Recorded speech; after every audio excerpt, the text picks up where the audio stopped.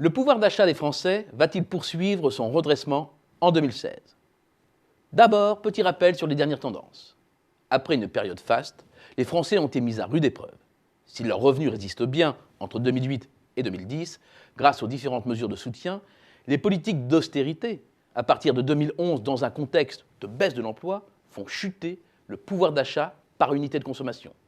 Un indicateur qui intègre à la fois l'évolution du nombre de ménages et leur composition.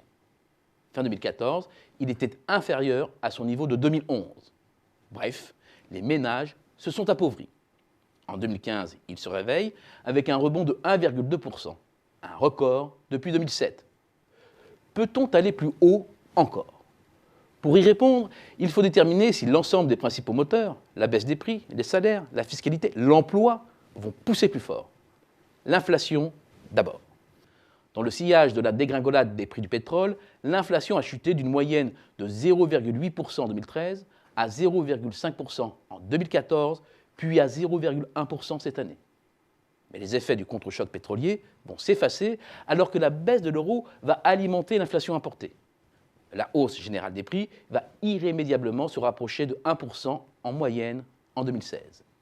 L'écart avec 2015, 0,8 points, sera dur à encaisser. Autour des salaires, plus précisément du salaire moyen par tête, qui intègre les effets structurels, comme l'évolution des qualifications et du temps partiel, et les effets conjoncturels, primes, heures supplémentaires. Son évolution a été constamment supérieure à celle de l'inflation. De fait, la force du ralentissement des prix n'a pas été anticipée par les chefs d'entreprise. Bilan, les gains de pouvoir d'achat du salaire par tête se sont considérablement renforcés et ils ont été financés en partie par le CICE. Il y a fort à parier que les entreprises ne feront pas deux fois la même erreur d'anticipation. D'ailleurs, l'écart entre les augmentations salariales et l'inflation s'est déjà réduit. Ce deuxième moteur poussera donc moins fort en 2016. Autour de la barque fiscale, elle s'est considérablement alourdie avant que la pression baisse légèrement en 2014-2015, créant un véritable appel d'air. Mais les dispositions prises par le gouvernement montrent que l'on se dirige plutôt vers une neutralité en 2016. Du coup, c'est un troisième moteur qui s'éteint. Reste le quatrième moteur, l'emploi. Avec l'accélération de l'activité, les créations nettes d'emplois vont passer à la vitesse supérieure dans les secteurs marchands. D'autant qu'avec les différentes mesures d'aide, la richesse de la croissance en emploi s'est renforcée.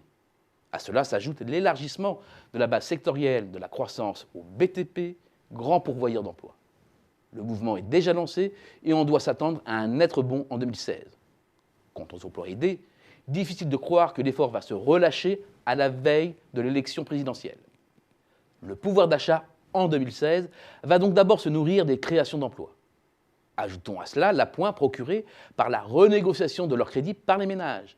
Et même si cela ne figure pas stricto sensu dans les comptes, la possibilité de réaliser des plus-values mobilières et immobilières. Un dernier argument, technique, viendra booster enfin le chiffre de 2016, l'acquis de croissance, qui devrait ressortir à plus 0,2 points en fin d'année. De quoi porter la hausse du pouvoir d'achat par unité de consommation à 1,5% en 2016. Une performance dans le prolongement de celle de 2015, mais reposant sur des composantes plus saines, plus durables, et non sur des erreurs d'anticipation de l'inflation.